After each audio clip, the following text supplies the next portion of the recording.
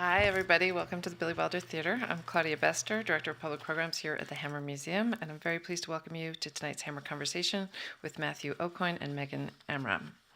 I want to give a special thank you and shout out to the LA Opera, which is my home away from the Hammer, and to my wonderful colleagues there, Chris Koch and Stacy Brightman.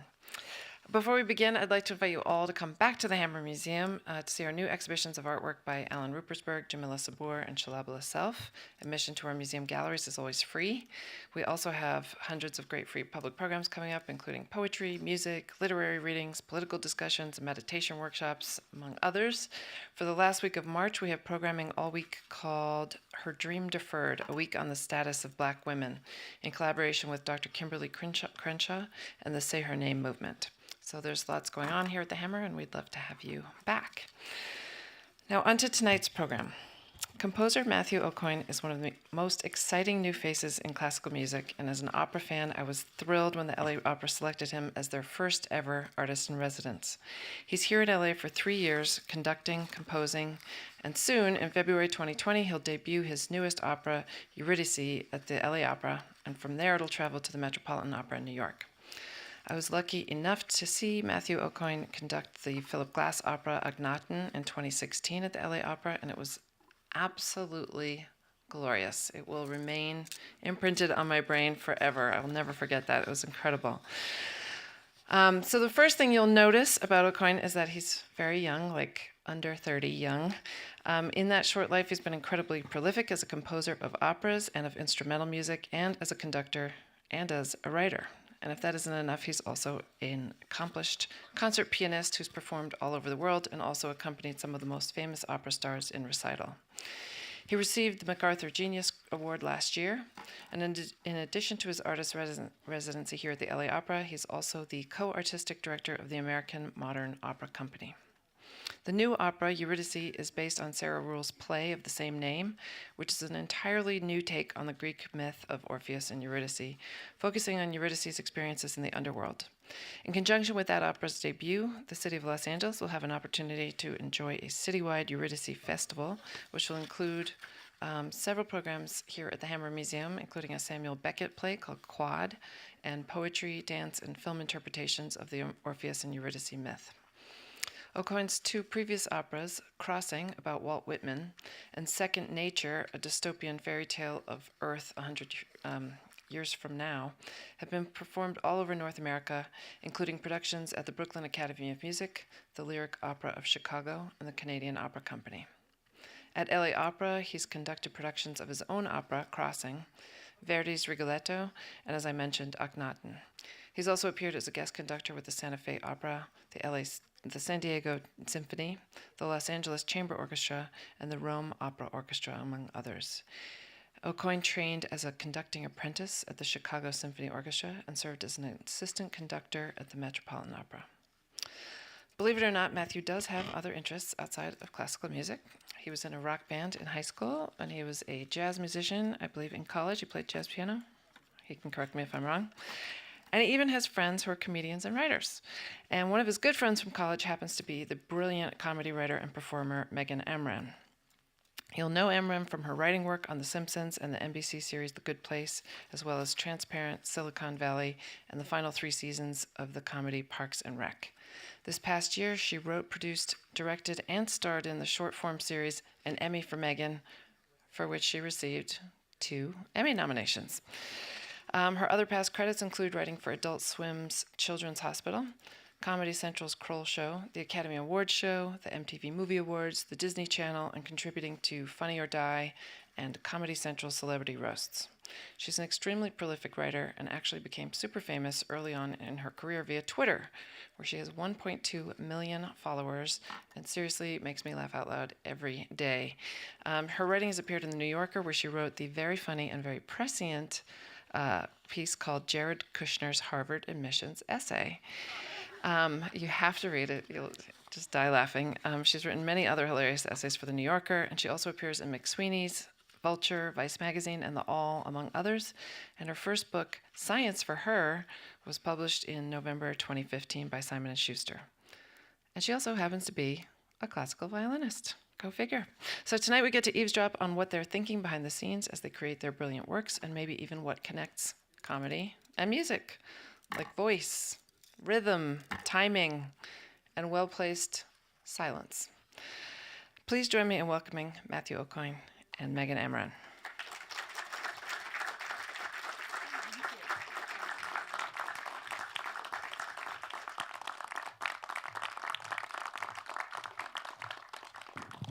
Hello. Hello, everyone.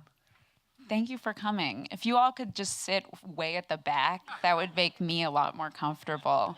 This is great because this feels like just a true casual conversation. Yeah, we were just going to catch up, and we will. We haven't seen each other for a while, but are very good friends. And I was like, this isn't going to be as fun for you because I'm going to be like, so Matt, how's it going? Like, how's your apartment? It's going to be all inside jokes. Yeah.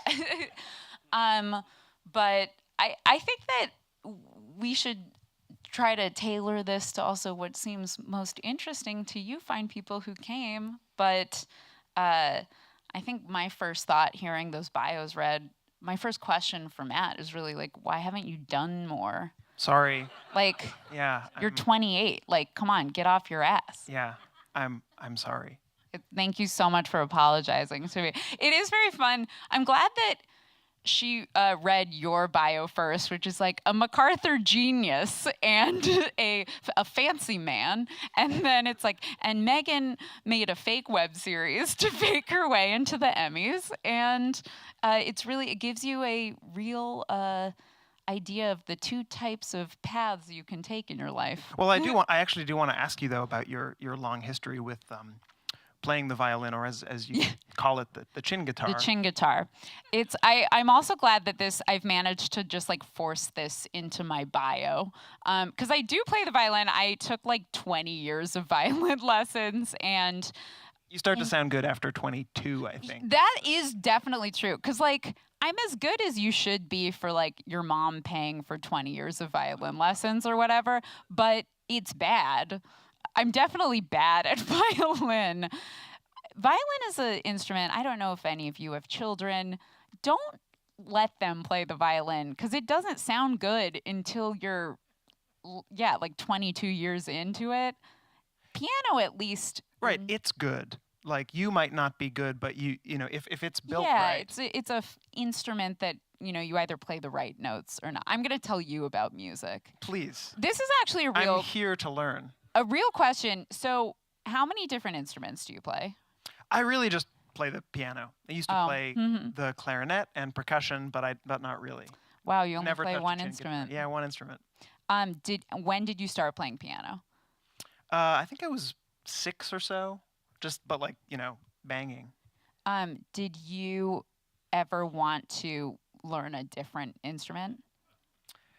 Yeah, I always kind of envied chin guitar players like yourself because Yes. there's a certain flow to it. Yeah. There's a the way that you should see me. it's really just a part of your body. It's an extension of your body. It's just so soulful, and I just didn't think that I had the kind of dancerly grace that you and all violinists have.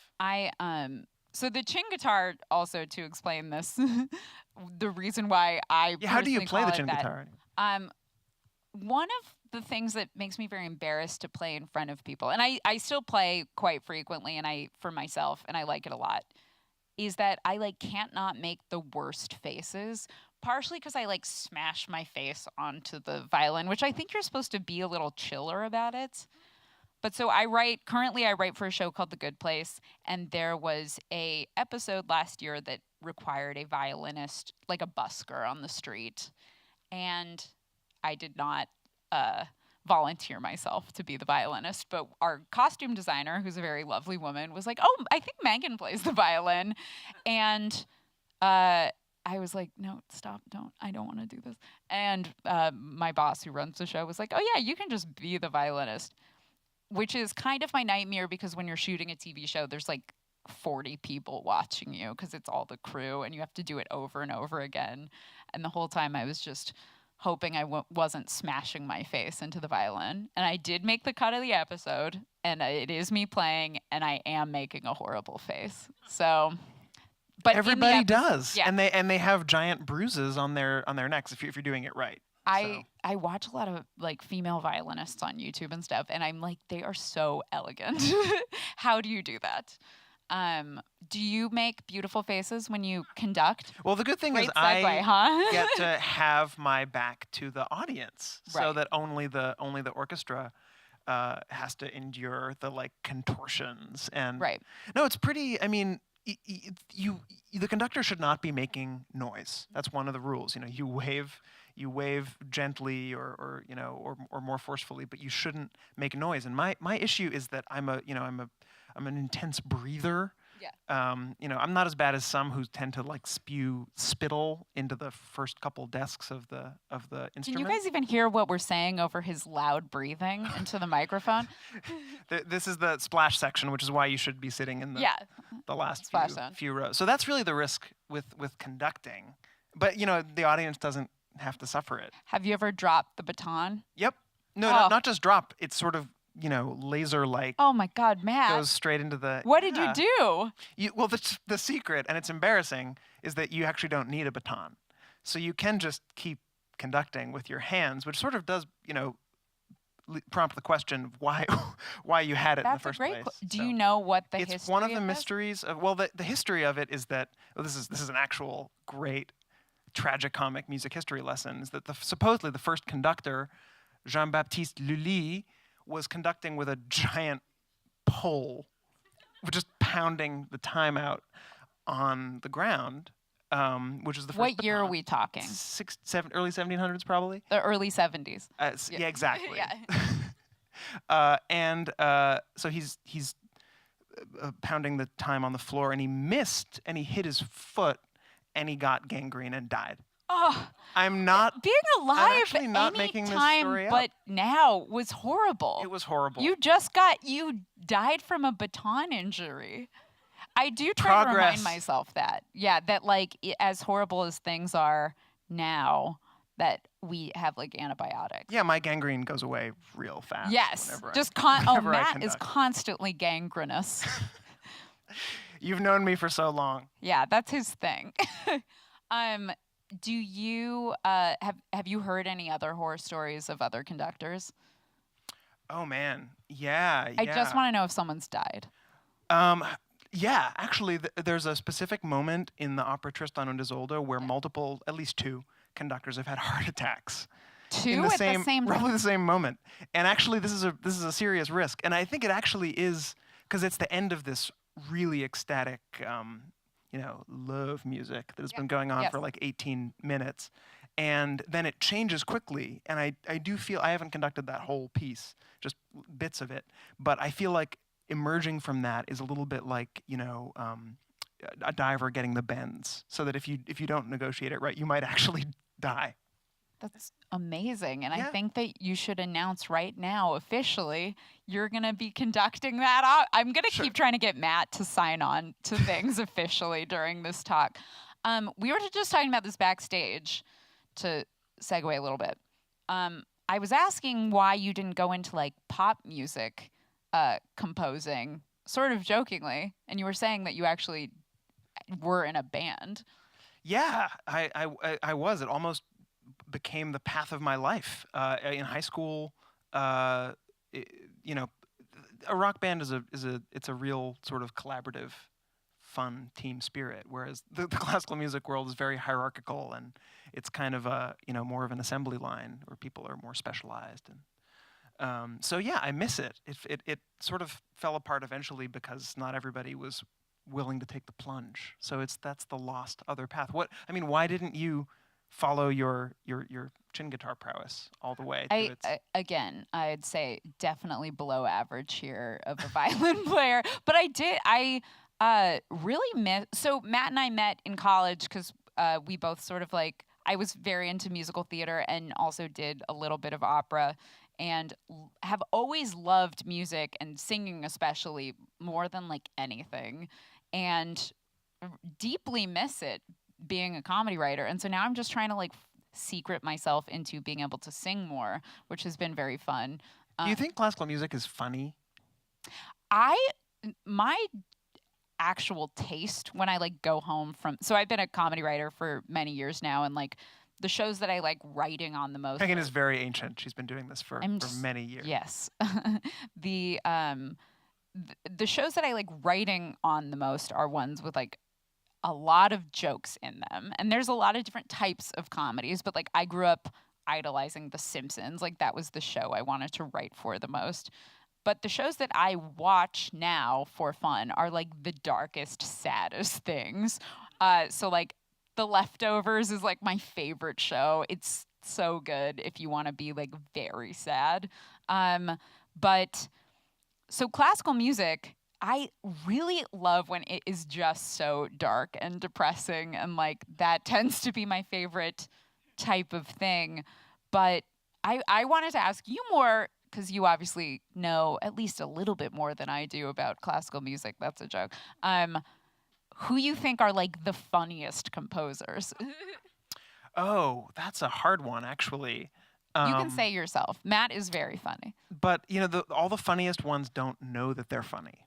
That's awesome. You know, so I might be the funniest, but I wouldn't know it. I've already brought up Wagner. No, Matt is extremely funny, and when I like text with you, I'll be like, well, Matt's funny and like a genius composer, whereas I'm just one of those things. But like I'm not actually funny. You're like actually funny. But is it fun to talk about whether or not you're funny? It's probably not that funny. Yeah.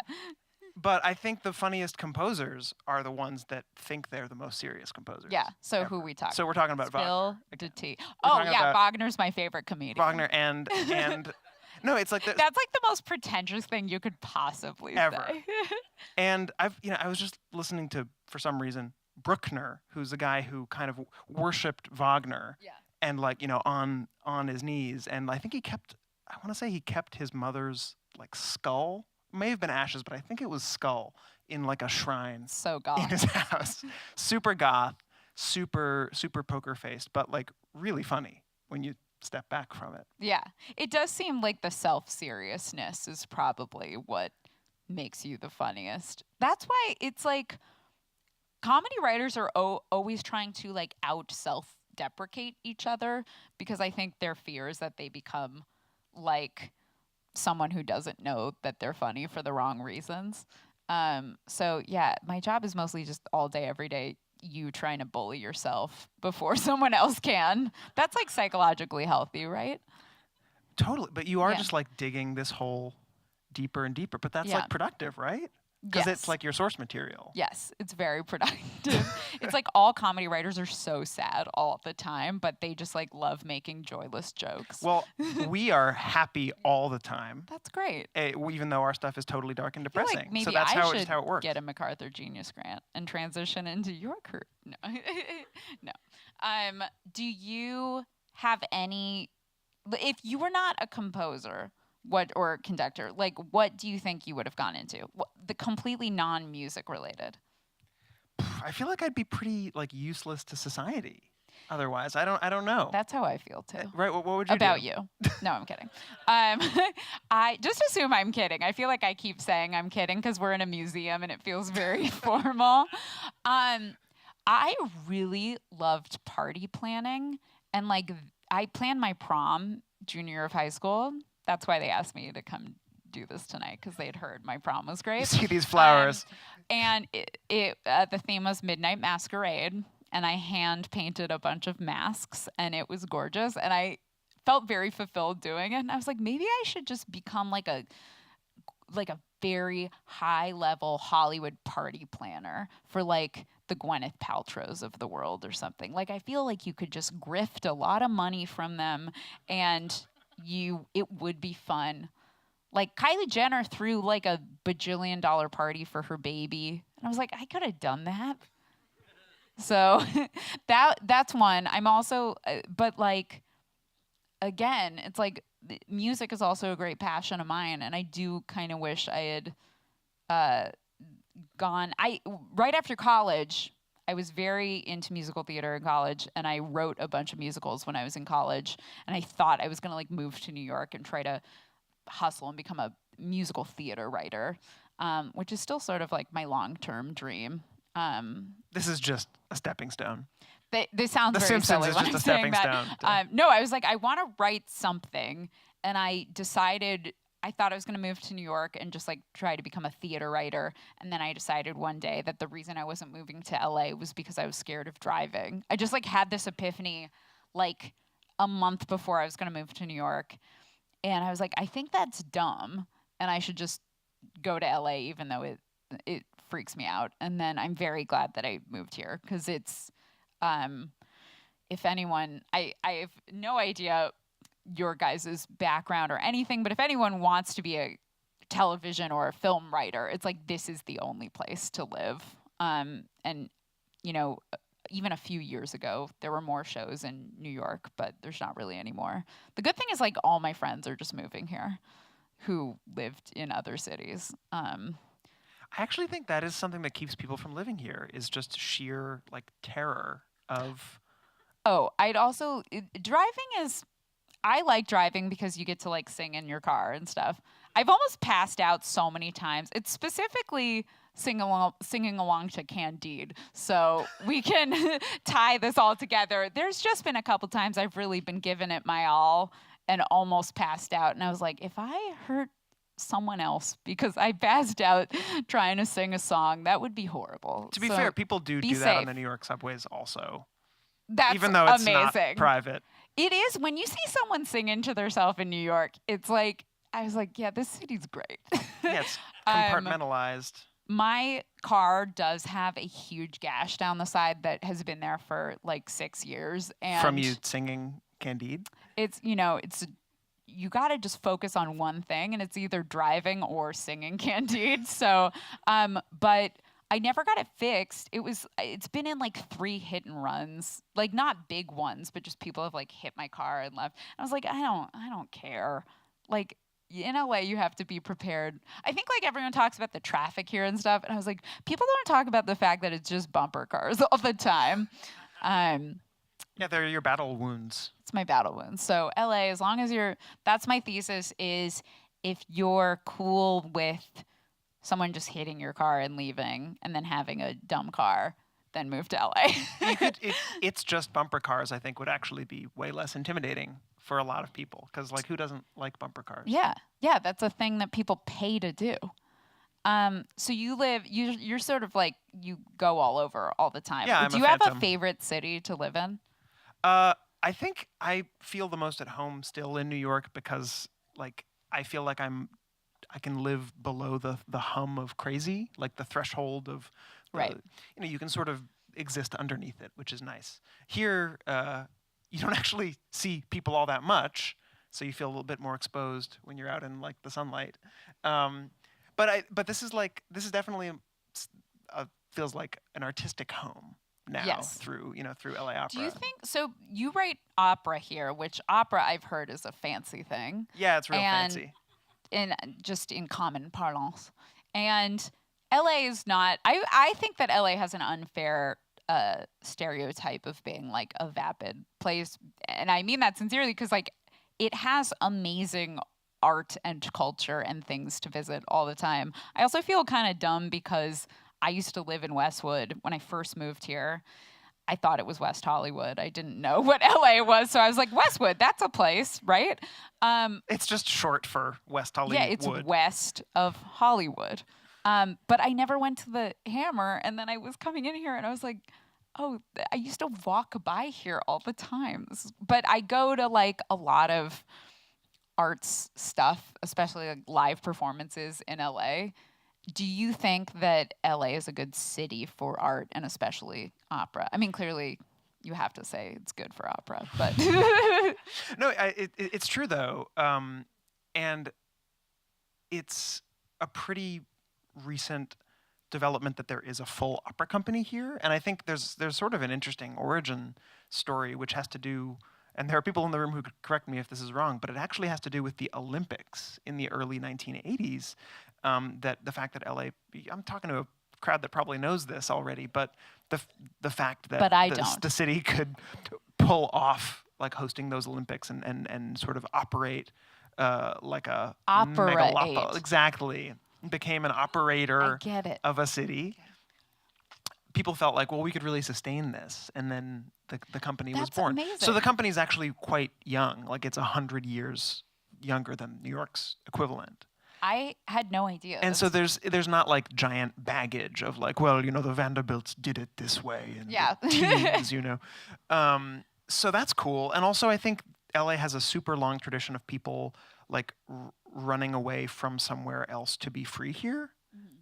In all different ways, like politically, like there's such amazing like immigrant communities here, but also there are tons of emigre artists who, like, you know, Schoenberg and all these people who, you know, around World War II ended up in LA and were like, well, this is so much nicer than, you know, North Poland, and I'm gonna like do my, you know, I'm gonna write my music here instead. So, and I think that's continued to be, like, if you want to be in the middle of like a cauldron of like musical energy, you should like go to some European capital and, like, you know. But if you want to have like space and be around other like weirdos who are doing interesting things, this is the I'm place. gonna go to Warsaw to write my best tweets. I'm just gonna like settle into a beautiful apartment. And Yeah, I mean, if dark, depressing things inspire you, then it is very like.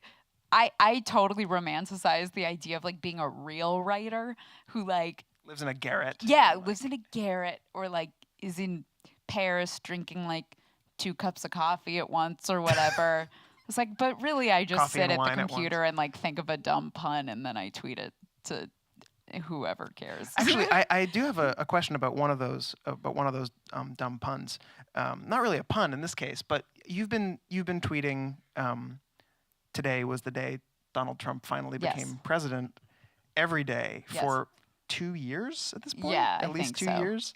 So maybe you can't like divulge future plans, and also maybe like America will have collapsed by this time. But do you have plans for if/when Donald Trump is ever unprecedented? The thing that I would say it mostly is like self-care for me. To tweet it. And if other people see it and think it's funny, that's great. But a lot of people tweet at me and are like, please stop doing this. This is not funny. And I'm like, it's not for you. It's for me. Like, because my brain cracked. But I do, on purpose, I started tweeting it because I was like, it means something new every day. You gotta give it to the fellow. He really keeps it interesting. And no matter how it ends, whether it's good or bad or like the world doesn't exist anymore, I was like, I feel like the tweet is still gonna have the resonance I'm looking for. This really is like, it makes it sound way fancier than it is. I really just tweet the same thing every day. But I have to say, I don't think it's just funny. Like, it's sort of traumatic, actually, the times when I see it, because it's sort of like like it's like you sort That's of. what a lot of people are like, please stop doing this. Right, because it just jolts like you back to the first time. And like, it's just, I know. I'm not trying to hurt anyone with my political commentary. Well, it's you're really hurting just us me anyway, being sad. Megan. Or ideally what happens is like he does something very stupid and that's when I do it. But there's been some very horrible days that I'm like, well, the rules that I invented are the rules, so I gotta do it anyway. I really just get very obsessed with bits that never end. That's really mostly what my comedy is based on. Do you have any other bits that never end? I do. I post on Instagram like a normal person, but every Thursday for Throwback Thursday, I've been posting the same photo for over 6 years. And it just like, I'm like, obviously I'm a bit of a obsessive person, but I was like, if something happens and I can't do it, or it would be really inappropriate, of course that's okay. But for now, I've done it every single week for 6 years. So I started doing it just because I was like, I'll do this for like a month. It'll be funny, and then I just never stopped. And again, very similar reaction from the outside public, which is like some people being like, this is hilarious, keep going, and a lot of people being like, this is so dumb, please stop.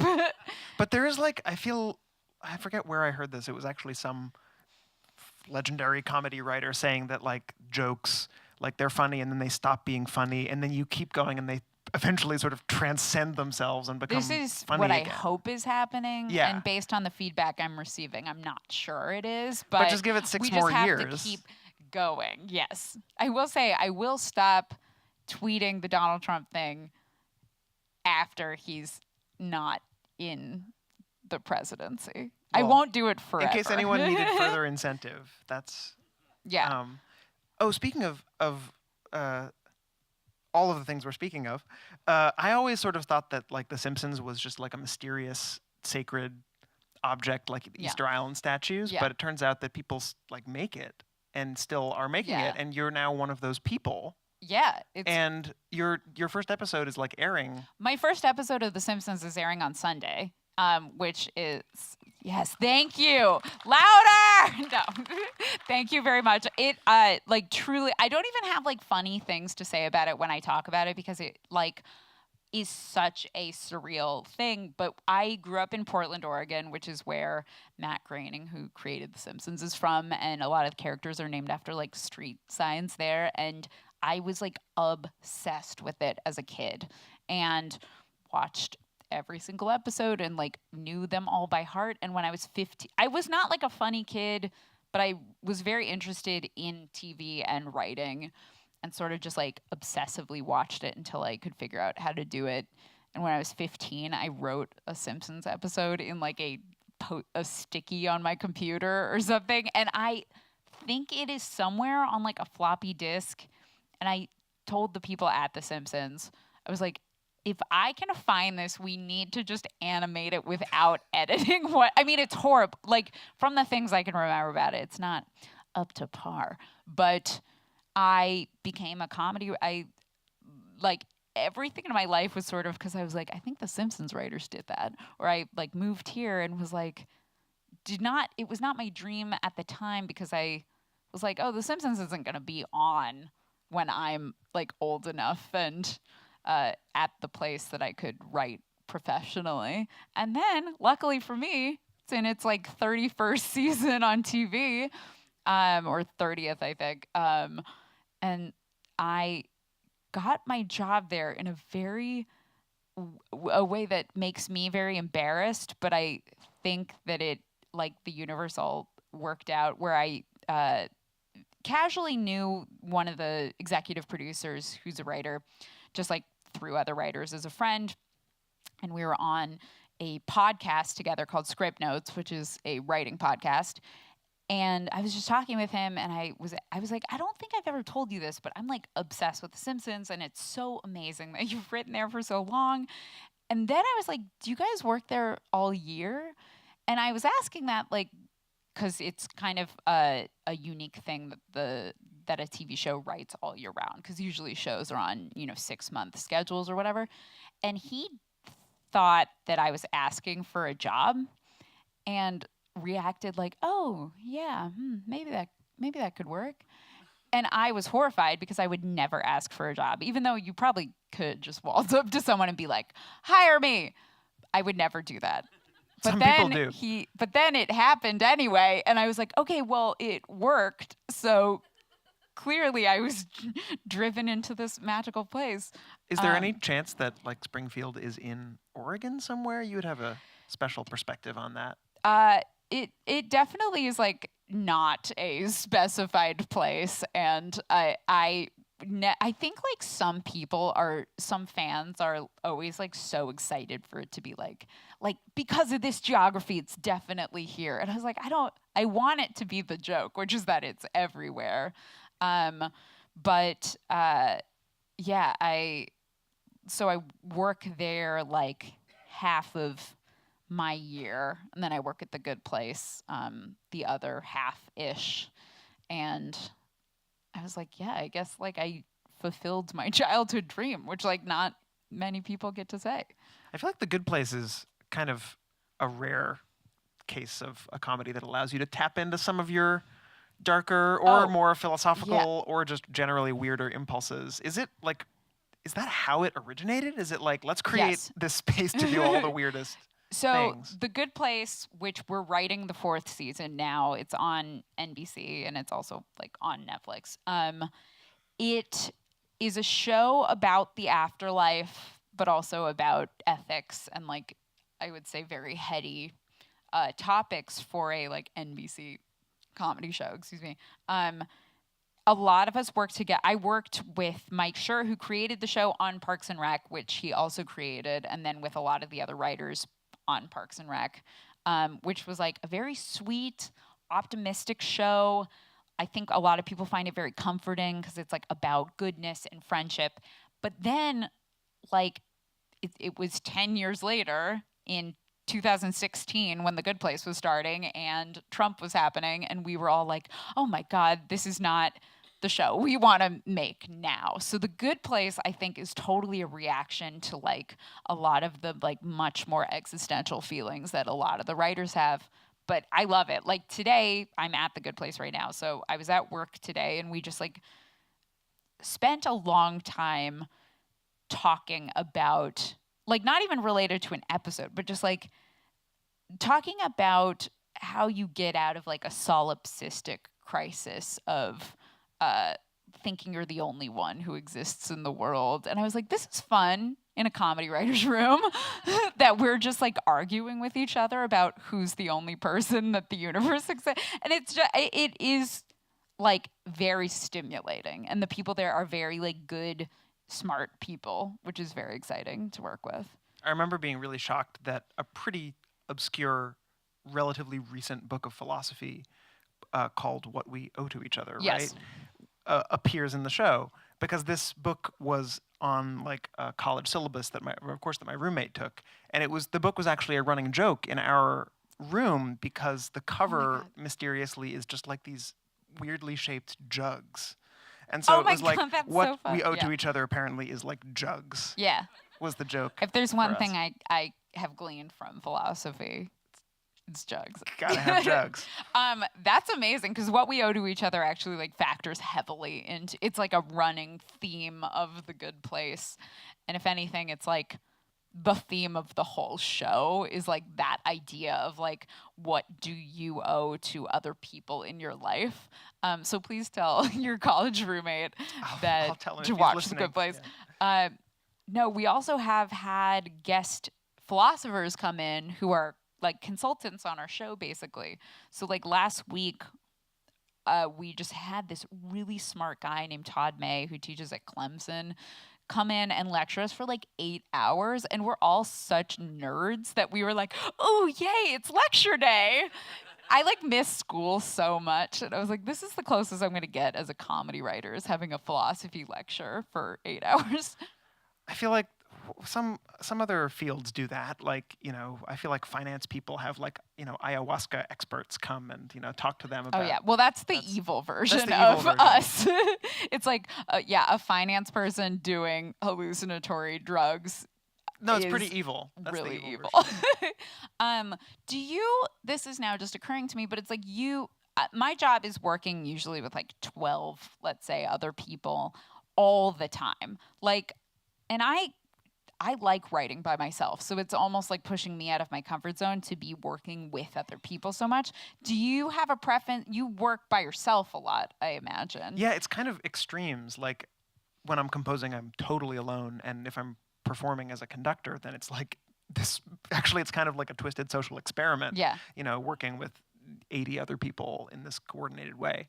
I definitely feel most at home writing alone, and actually, even the idea of like drafting a paragraph with another person makes me like break out in cold sweats. Like I really can't fathom the way that you guys work. It's like, but I guess if everyone's good, that helps. But I just have so many memories of like, okay, you know, you're going to complete this assignment with so-and-so, and it's like, you can't connect, you know, it's, and usually if it were like a math project, I would be the one bringing everybody down. So, you know, it's it goes both ways. But I said before I knew how you were going to finish that sentence. I knew. I wasn't was just agreeing trying with to you. Catch you up. Yeah. But it is weird in making specifically an opera, since that's the project that's on the burner right now. It's like a super collaborative. I mean, there are so many stages. Like there's a score which has the basic musical information, but then that needs to be translated into like a set and a production and there's a massive cast and designers and directors and everything. But it actually is crazy how much is left to the composer. Like I say this, like wondering even if it's healthy, because even when I talk to people who work as film composers, people who work creating music in closer to the field that you work in, there are always other people in the room. Yeah. It's always like it's got to be 37 seconds, not 39 seconds, and it's being fit into a bigger picture from the get-go. It's weird that I sort of have to like make the structure, and then if it doesn't work, like a lot of people are going to have problems. The funny thing about like being collaborative in a comedy writer room is I think I thought there'd be more writing being a writer. A lot of what you're doing is like trying to out-joke each other in conversation, which is definitely an acquired skill. Like it makes me, like you're saying, it's like you're also working on something that in the end a ton of people are putting in so much work on, whether it's, like set designers or directors or whatever, and little jokes that you made flippantly, not thinking of anything. Suddenly there's a costume designer being like, so did you really want a chicken costume? Because like that's going to take 3 days or whatever. Totally. But I don't know if you feel like this. When I am not in a writer's room for let's say more than 2 days, I suddenly forget how to talk to like another human being, even just socially. I like feel that way right now. Where am I? Like, no, what's happening? You're doing great. I need to be constantly practicing the art of like communicating with other people, or else I turn into like an alien. That's really fascinating. So that's like actually what comedy writers' rooms are for. Yeah, they're just I to think gather it's all these for a people lot of and really, like keep weird them, antisocial people to like keep them in shape. oil the machinery of their social skills. This city would literally grind to a halt if everybody working as a writer forgot how to talk. A lot of TV shows are on, like, let's say they work for 9 months and they get like 3 months off on hiatus, like a school system or whatever. And when I would not work during the hiatuses, I'd come back like at the end of my summer break, basically, and just be like, "So what are you doing?" Just not know how to like ask someone about their life. So I just want to say you're doing great, even though you work in a solitary environment. You seem very normal. And now that's really all I needed to hear. Thank you for being here, The highest everyone. praise I can give anybody. Yeah. Should we maybe open the floor? Yeah, I feel like we want to include all of you in this. Oh, yeah. Are the lights changing? No, maybe that's my imagination. Yeah. You're being weird now. I take back what I said. Yeah. Does anyone have like we can take questions or even just like talk about other things? Yeah. I'm an obstetrician. Delivered 5 kids for one of your violinists in the orchestra. Oh my God. Please wait for the microphone. He's had abscess I've drained before. You never hear classical music as dangerous. Abscess on his neck? From his like violin. Oh yeah, sure. This Armin. is so good. Is Armin okay with our sharing his medical history here on the on the stage of the Hammer? I saw he brought me to Crossings. It was a jaw-dropping experience. I thought it was wonderful. Could you please repeat your question? But then also Megan. Could you please repeat the question slowly? I went to Megan's thing at the Gruesome ArcLight, and it was the best thing I've seen in my life. And I saw. Oh my God. I saw Krakatoa East of Java there in '69, and that was better than that movie. So funny. Well, thank you for coming to so both wonderful. those events. Back to the question was, why don't you guys collaborate on something amazingly awesome? I mean, definitely. I feel like I can say that it's in our future. We're both very busy, but Matt and I have truly talked about this, and we really would love to make that happen. There's like a crazy dream idea that would just take such crazy effort that it's like maybe decades from now. It's my fault. I'm lazy. Matt's not lazy. I just need to get my shit together. Life is hopefully Now this long. is going to make me be like, yeah, I need to do that. Okay. You'll be the first on the list when it happens. But He's not a plant, I promise. Yeah. It's a hologram. The thing this now makes me just want to talk about the art. But I made this web series last year called An Emmy for Megan, which was literally because I saw in the Emmy rules. I don't have an Emmy. I'd love one. That's just the bottom line. I saw in the rules that there was a new-ish category called short form comedy series, which is just a web series, and there are like no rules to it. And I was like, oh my God, I definitely can just like game the system. So I made a web series with truly like very little effort, and the whole series is just me being like, I just want trophy, please just vote for me. And it was nominated for 2 Emmys. And it became just like a big, hopefully it's actually entertaining. I wanted it to be funny, but it's became a big bit of performance art. So I rented out a theater at the ArcLight Hollywood, which is like my favorite movie theater. And you can just rent it out. That's what I've learned from a lot of things. If you decide to pay someone, they'll just let you do whatever you want. So I rented out a theater and held a screen, like a premiere. But the funniest thing is that screening was the same day that The Meg, like an actual movie, had its real premiere at the ArcLight. So people kept coming up to my table, which said an Emmy for Megan, and being like, this is The Meg, right? And one of the producers on my series was like, just tell people it's The Meg. We need more people to come in. And I think there were 2 people that accidentally went to my web series screening and then left like 5 minutes into it being like, there's no shark. So thank you. Yes.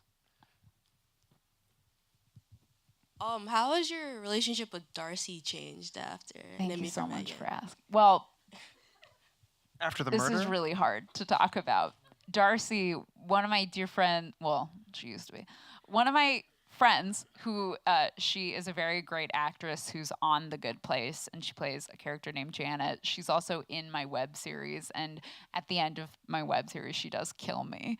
And it really caused a strain in our relationship. But we are filming season 2 very soon, and I don't want to give away too much, but Darcy and I've requested that she be in it so we can patch up our relationship. So we'll see. We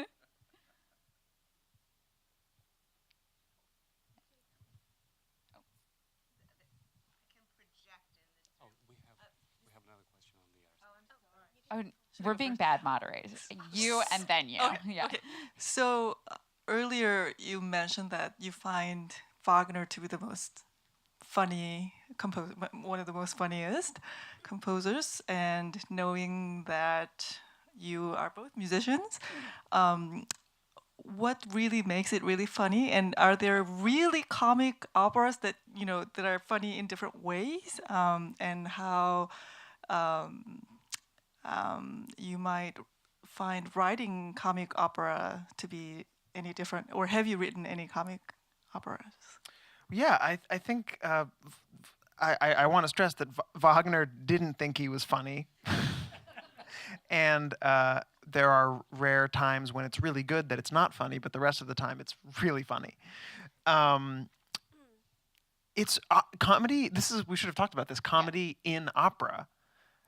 Opera in comedy would not get us very far, but comedy in opera is really hard. I think that usually when people laugh at operas, it is unintentional on the part of the performers, or else it's this like horrific, like, I think of it as just the opera laugh, which is like this, I think it's like a deep human instinct of like, they want me to laugh. Like they're telegraphing that it's funny. And so I can't even do it because it just makes me so sad. But and most comic operas only, prompt that response. It's pretty tough. I think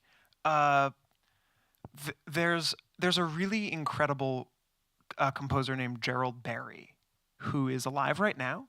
He's Irish, and he is funny in all the right ways. He wrote an opera of The Importance of Being Earnest, where he cut out most of the text but kept all the references to food, so that everybody is just like in this manic state of like devouring cucumber sandwiches. And also, Lady Bracknell is a bass.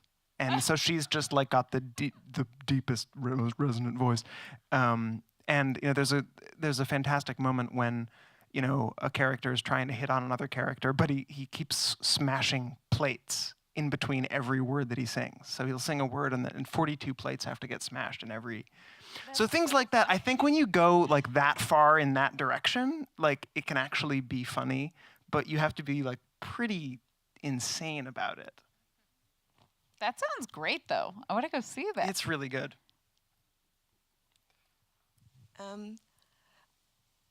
When I follow the super titles in opera, it's always like, what are they saying? They keep saying the same thing again and again and again. So sometimes I just give it up. I read the synopsis and then I just listen. But I'm just curious because you're also a writer, Matt. Yes, I mean, you've written poetry and other kinds of things, not just music. So when you come up with an idea for an opera, so like this one that you're going to do for LA Opera is a classic story, a mythology. Do you work with the writer to do the libretto? How do you? Yeah, good question. I think clearly we need writers' rooms to like keep it a little bit snappier. I've written my own texts in the past, but I'm not in a hurry to do it again because it's a really like pulverizing experience. For this new piece, this also relates to the comedy question, actually. I'm working with the playwright Sarah Rule. And the opera is called Eurydice, but it's not like set in ancient Greece. Like it's very much Sarah processing the story of Orpheus and Eurydice as a sort of a way of processing her own life. And it's very much set in America in the 21st century. And it is funny. Like I noticed two things when I read her play. I was like, oh, one, it has this like amazing like Alice in Wonderland sense of humor and like sense of the surreal to it.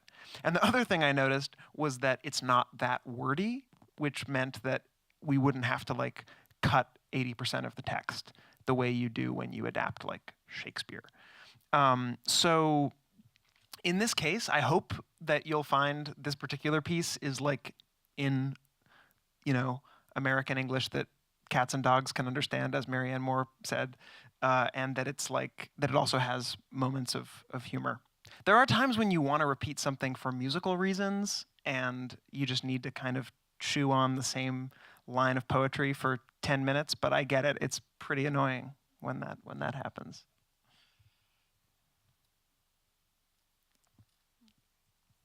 You both mentioned on something that I'm interested in, and that's the notion of, and this is really for both of you, you mentioned on the notion of time, and as creators, you're creative people, does it bother you when somebody comes, like a director, or maybe the head writer comes in and has to cut some of the material that you have written? Does that get into you? Does that annoy you?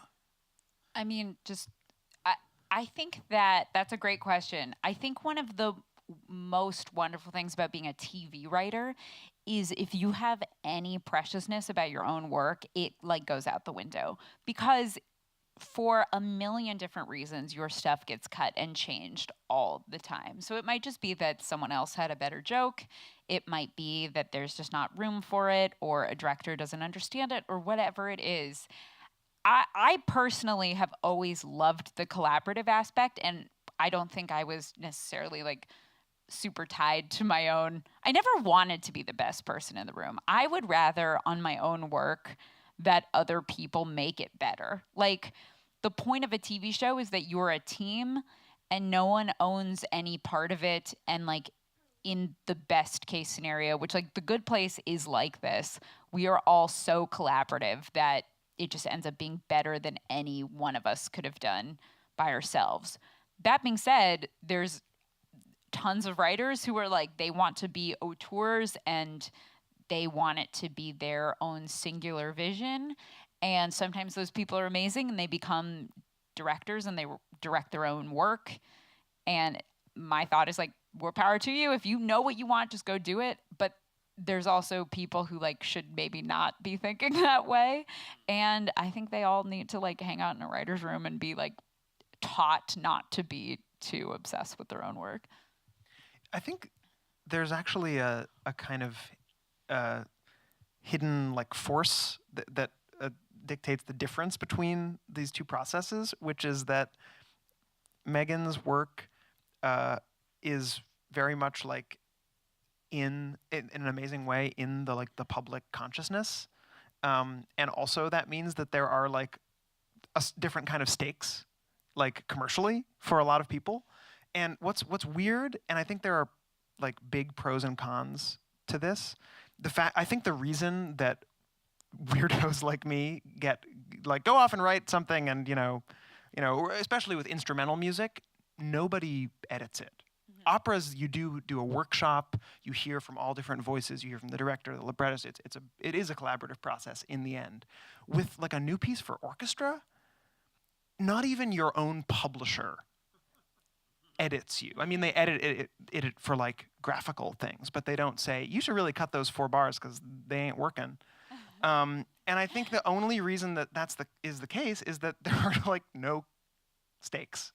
You know, if it's an instrumental piece, you're probably programmed on the first half, and then there's a Beethoven symphony on the second half, and that piece is going to sell all the tickets. So who cares about you? So I think that this like strange, like solitary way of working has a lot to do with the fact that I exist in like a garret room in the attic of our culture, as opposed to like the living room. And I think that like cool, weird things can happen as a result of that. Because really, to answer your question, often nobody does tell me to cut anything. There's times when I really wish they would. There's times when I'm like, well, come on, anybody with an outside view would have seen that that was a stupid thing to do. I'll just start doing that yeah, if you please, want. God. Ew, So, you yeah. picked a C flat? Ew. It's not even a real note. It is a real note, but it's a pretty rare note. Sorry, go on.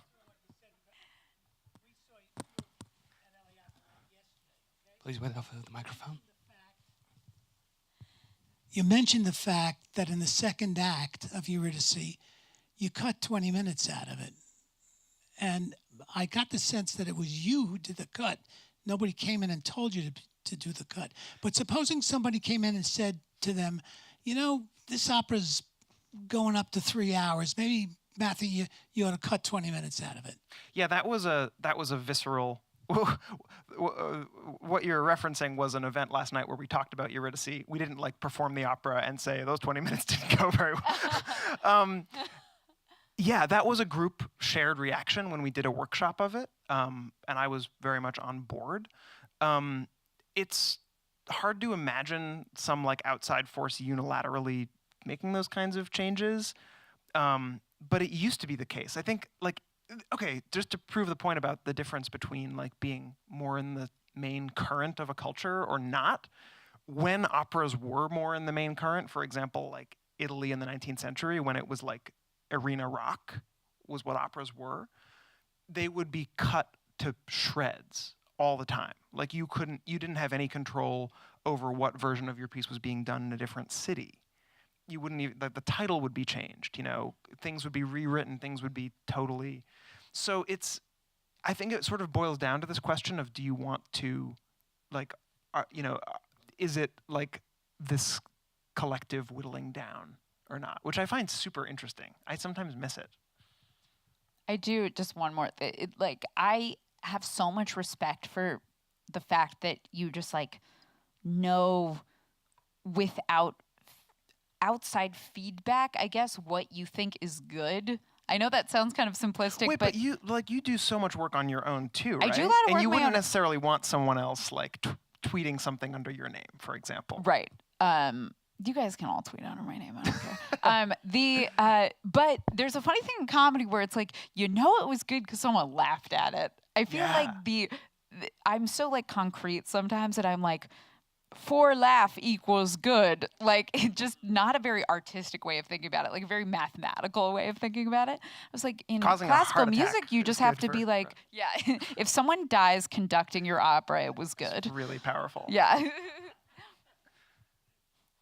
I have a question. I read somewhere, Mathew, that you said that human languages are music, not that they're like music, but that they actually are a form of music. And I was wondering if you could expound on that a little bit. They're music and they're also other things. But I think the majority of how we communicate is not really the concrete meanings of the words. It's all about inflection and pitch, and I feel like everyone immediately pays attention to like, what's his tone of voice telling us right now? The rhythm of a language is for me like the key to what it is.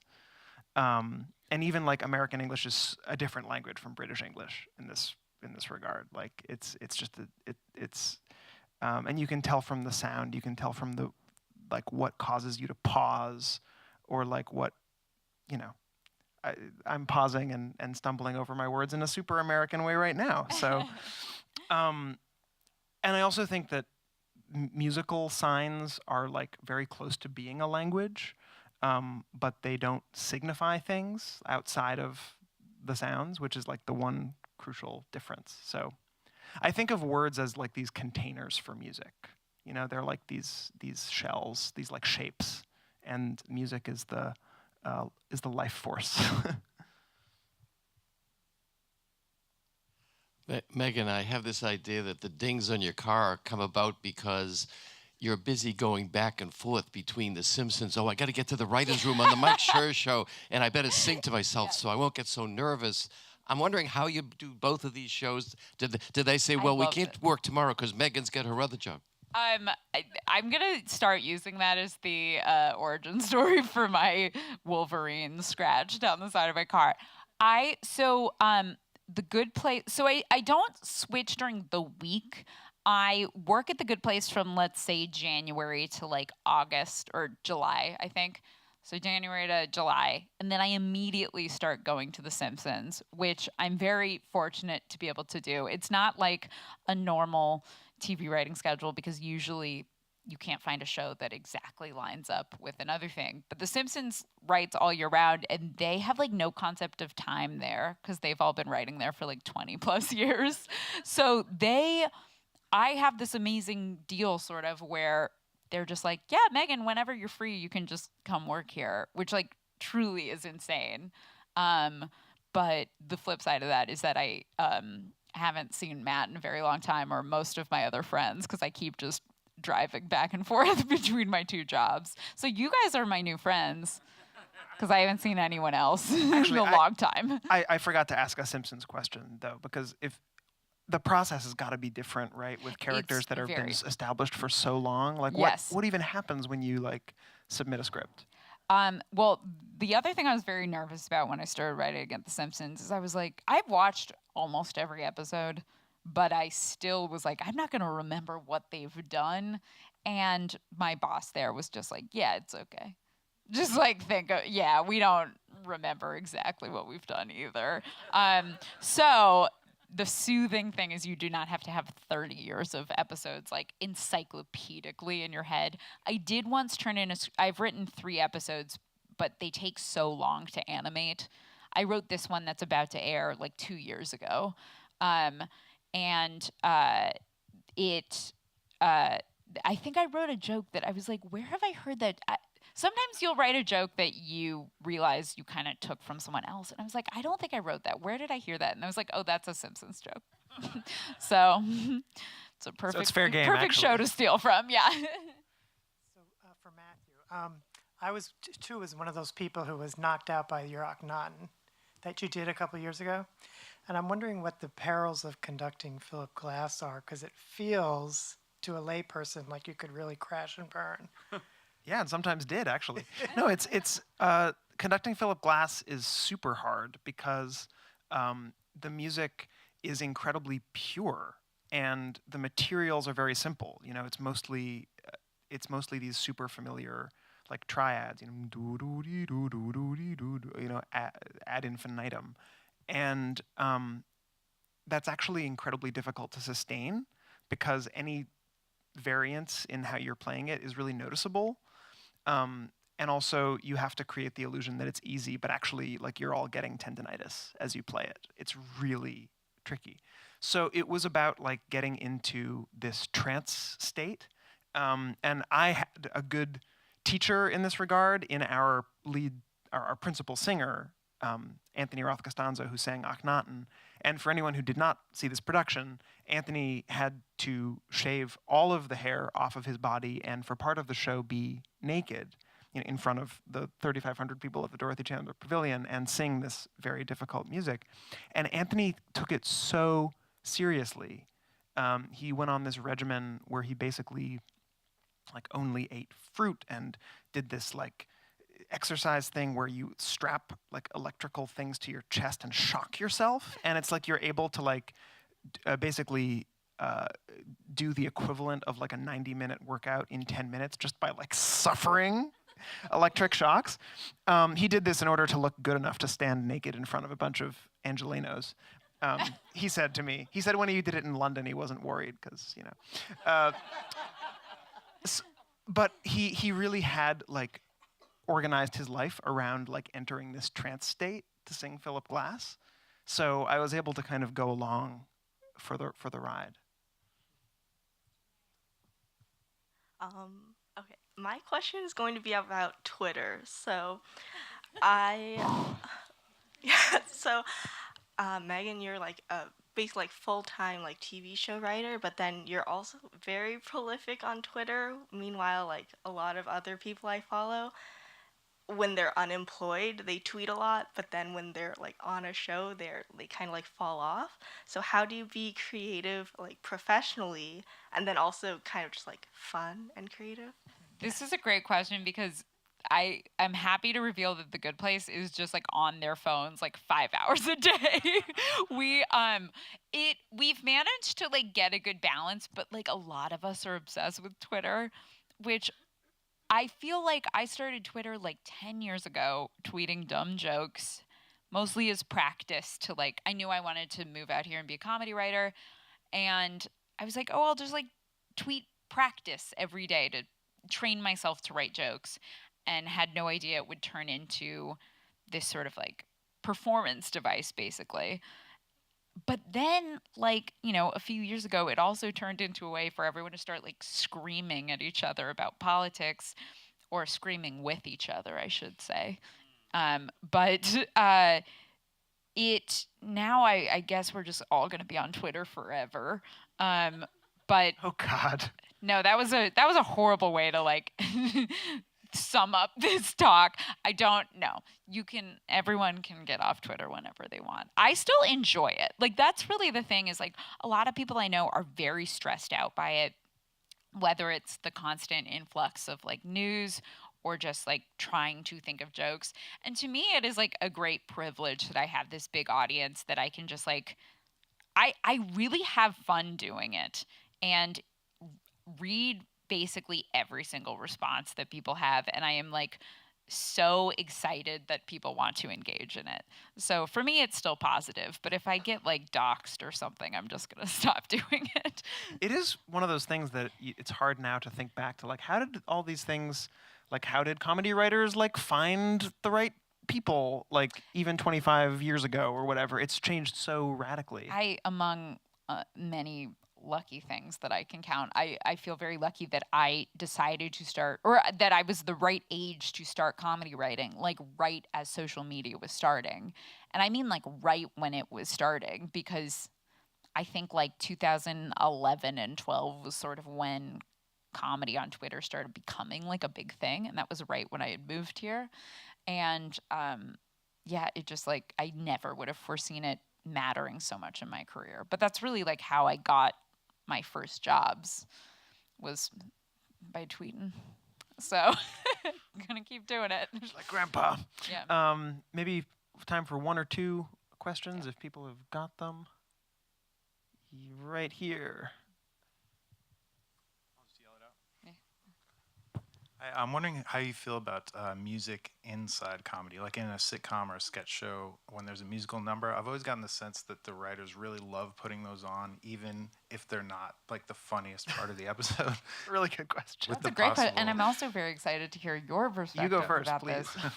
I'm a huge musical theater fan, obsessive, and I have worked on some shows, The Simpsons, for instance, tons of the writers there are like really into musical theater, and you can see in the show like there's parody songs and then references to musicals, and it's all very much from a place of like we all love to discuss it.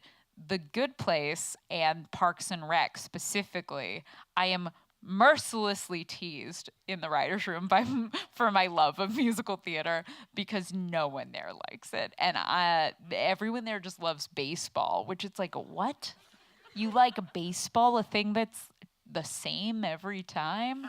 There's so many musicals. There's only one type of baseball. But I think that something that I love so much about musical episodes of shows or comedy musical theater is like how in the best scenario, like those things add to each other. Like to me, a funny song, or like I love The Lonely Island, like a group that I think has like mastered musical comedy. It's like it is funny because it's a good song and because it's funny, and it creates this like it's greater than the sum of the whole. So I'm very pro music and comedy, and my stupid coworkers aren't. That's a summary. This is really not my field, but because I have to admit that shamefully I like don't have the musical theater gene really, like, and this is like a thing that has nearly separated me from my family, including my dad, who's a theater critic and a total Broadway. But it's like sometimes you're either an opera person or a Broadway person, and I just don't have it. So I tend to like cringe when those moments arise in shows. But actually, I think The Simpsons is an exception. Like they sometimes have done it super well. It is like it's very. I think it has to be very motivated by the show. Like to me, if The Good Place had a musical episode, it wouldn't make any sense. There's people online. I think there's crossover of like the fandoms for The Good Place and musical theater, and I've seen people be like, you guys need to make a musical episode. And I was like, but it would be bad because it would not be motivated by the show. But something like The Simpsons, tonally, it makes sense. So I don't think any show can just like have a musical episode, but if it makes sense. One more. How different would The Good Place be if it was on cable instead of NBC? That's also a great question. So The Good Place, I honestly think that like certain things like so The Good Place refers to like our version of heaven, the good place. So there's a good place and a bad place, and the good place is where theoretically the show is set, and you can't swear in The Good Place. So every time you try to say fuck, it sounds like fork and other things like that. All the swear words are replaced.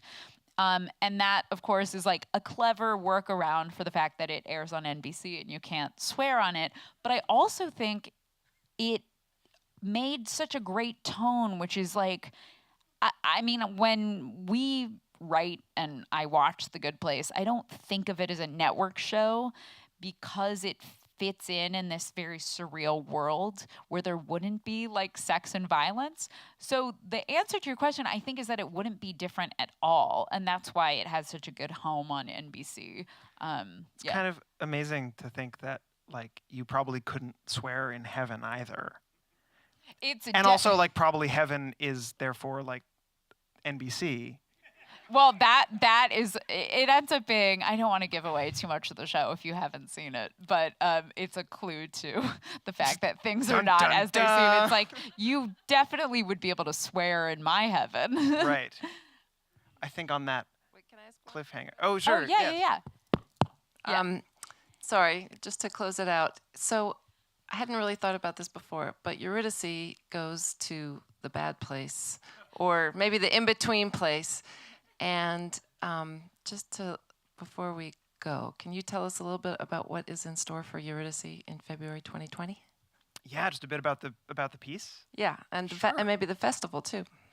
Yeah, so as Claudia mentioned, the new opera premieres here in LA, February 1st of next year, and it's the story that we all know, but from the other end of the telescope. Orpheus is still the greatest musician in the world, but Eurydice is kind of a skewed portrait of Sarah. And so she's a more like bookish, introverted person in this play. And instead of being bitten by a snake on her wedding day, she instead steps out of her wedding party, because she hates loud parties, to get a drink of water. And there's a creepy middle-aged man there who says, hey, I have a letter for you from your father, which is strange because her father's been dead for a while. But she follows the man because she thinks, well, my dad would try to get in touch with me on my wedding day. So she follows him to his, Trump Tower-esque 65th floor penthouse apartment, and he's the Lord of the Underworld. So he does actually have the letter from her father, but he also kills her. And so she ends up in the underworld and becomes an amnesiac and passes through the river of forgetfulness, and her identity is obliterated. But she meets her dead father, and so part of the opera is really her like figuring out who she is again with her dad in the underworld. And Sarah specifically says that the underworld should resemble like an Alice in Wonderland-esque space, in that it's not a Christian like hell, and it's also not like a classical realm. It's just kind of this place where you've lost your identity the way you like lose your keys, and you just don't really know what's happening, and existence is kind of it's been like unlocked and it's spilling everywhere. So it's a really weird, fruitful like place to live in writing a piece, and it feels kind of magical. And also, so we're doing this festival leading up to the premiere, which will include all different other musical versions of the story. There are so many great ones from like recent living composers and also things from 400 years ago. So that'll be all around the city in the weeks and months leading up to the premiere. That's awesome. Thank you guys so much. Yeah, thanks everybody. Yeah.